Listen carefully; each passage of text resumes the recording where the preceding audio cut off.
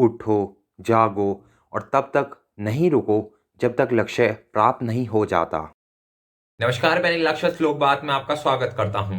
आज एक महान विचारक, लेखक, ओजस्वी वक्ता और मानव प्रेमी स्वामी विवेकानंद जी का जन्मदिवस है।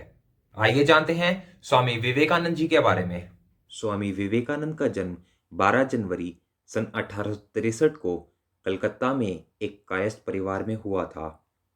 उनके बचपन का घर का नाम वीरेश्वर रखा गया था, किंतु उनका औपचारिक नाम नरेंद्र नाथ दत्त था।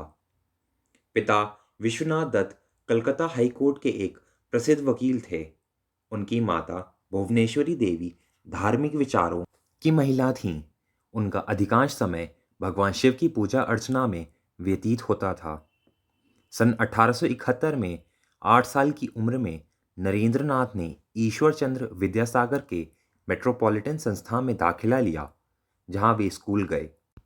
1879 में कलकत्ता में अपनी परिवार की वापसी के बाद वह एकमात्र छात्र थे जिन्होंने प्रेसिडेंसी कॉलेज प्रवेश परीक्षा में प्रथम डिवीज़न अंक प्राप्त किए। वे दर्शन, धर्म, इतिहास, सामाजिक विज्ञान, कला और साहित्य सहित विषयों के एक उत्साही पाठक थे। इनकी वेद, उपनिषद, भगवद गीता, रामायण, महाभारत और पुराणों के अतिरिक्त अनेक हिंदू शास्त्रों में गहन रुचि थी। 1881 में इन्होंने ललित कला की परीक्षा उत्तीर्ण की और 1884 में कला स्नातक की डिग्री पूरी कर ली। 25 वर्ष की अवस्था में नरेंद्र ने गेरुए वस्त्र धारण कर लिए। तत्पश्चात उन्होंने पैदल ही पूरे भारतवर्ष की यात्रा की। विवेकानंद ने 31 मई 1893 को अपनी यात्रा शुरू की और जापान के कई शहरों Nagasaki, Kobe, Yokohama, Osaka, Kyoto और टोक्यो समेत कई जगहों का दौरा किया। चीन और कनाडा होते हुए वे अमेरिका के शिकागो पहुंचे। वे केवल संत ही नहीं, एक महान देशभक्त, वक्ता, विचारक, लेखक और मानव प्रेमी भी थे। अमेरिका से लौटकर उन्होंने देशवासियों का आह्वान करते हुए कहा कि नया भारत निकल पड़े मोची की दुकान से, भड़बूंजे के पहाड़ से, कारखाने से, हाट से, बाजार से, निकल पड़े झाड़ियों, जंगलों, पहाड़ों, पर्वतों से। और जनता ने स्वामी की पुकार का उत्तर दिया। वह गर्व के साथ निकल पड़ी। महात्मा गांधी को आज़ादी की लड़ाई में जो जन समर्थन मिला, वह विवेकानंद के आह्वान का ही फल था। इस प्रकार वे भारतीय स्वतंत्रता संग्राम के एक प्रमुख स्रोत बने। 19वीं सदी के आखिरी वर्षों में विवेकानंद लगभग सशस्त्र या हिंसक क्रांति के जरिए भी देश को आज़ाद करना चाहते थे, परंतु उन्हें जल्द ही यह विश्वास हो गया कि परिस्थितियां उन इरादों के लिए अभी परिपक्व नहीं हैं। इसके बाद ही विवेकानंद ने एकला चालू की नीति का पालन करते हुए एक परिव्राजक के रूप में भारत और दुनिया को खंगाल डाला। विवेकानंद ओजस्वी और सारगर्भित व्याख्यानों की प्रसिद्धि विश्व भर में है।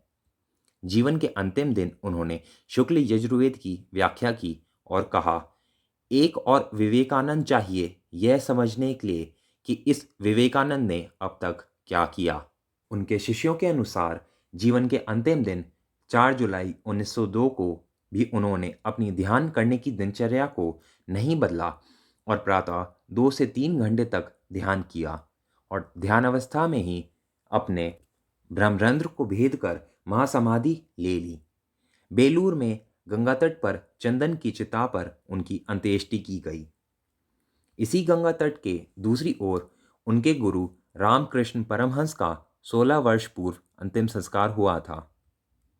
उनके शिष्यों और अनुयायियों ने उनकी स्मृति में वहाँ एक मंदिर बनवाया और समूचे विश्व में विवेकानंद तथा उनके गुरु रामकृष्ण के संदेशों के प्रचार के लिए 130 से अधिक केंद्रों की स्थापना की। स्वामी विवेकानंद से हमें यह शिक्षा मिलती है कि हमें जो करना है, जो कुछ भी बनना है, हम उस पर ध्यान नहीं देते और दूसरों को देखकर वैसा ही हम करने लगते हैं, जिसके कारण हम अपने सफलता के मंजिल के पास होते हुए भी दूर भटक जाते हैं। इसलिए अगर जीवन में सफल होना है तो हमेशा हमें अपने लक्ष्य पर ध्यान केंद्रित करना चाहिए। एक अच्छे चरित्र का निर्माण हजारों बार ठोकर खाने के बाद ही होता है।